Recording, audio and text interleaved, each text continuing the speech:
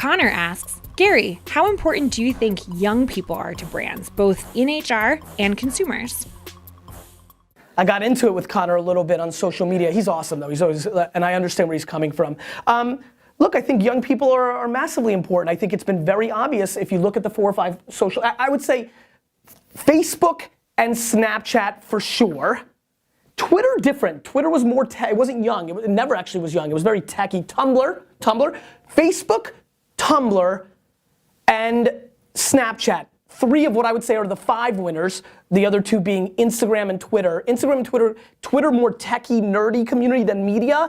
Instagram more photo, different, like a lot of different people came together. But if you look at the 5 social networks that have popped in the last half decade, the big billion-dollar kind of players, 3 of them were built by the young generation's thing. I actually am, and this is India in my mind, so I'm glad you're here. I want to write a piece around the Facebook and Snapchat generations, because I think they're the only 2.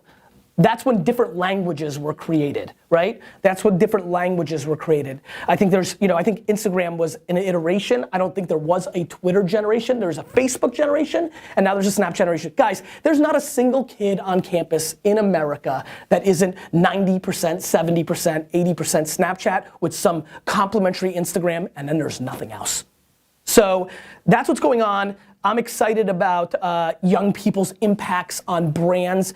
First, I'm kind of ranting about what him and I were talking about to set up for everybody for context. We were more talking about the Snapchat kind of thing. As far as brands, it depends on the brand. If you're gonna market and sell to 17 to 30-year-olds, I think 12 to 20-year-olds are very important for that brand. I think people age down to what's cool, and so I think that's where they become important. I think if you're building and selling a brand, I don't think a shampoo targeting moms should or is impacted by the young generation. So I think if your product is positioned to sell 18 to 30, that 13 to 22 is a bigger and more important thing than I think people realize. That if I was trying to sell to 18 to 30, I wouldn't start by marketing to 18 to 30. I would start marketing probably 16 to 22. 13 might be a hair young. So I think they have a huge impact.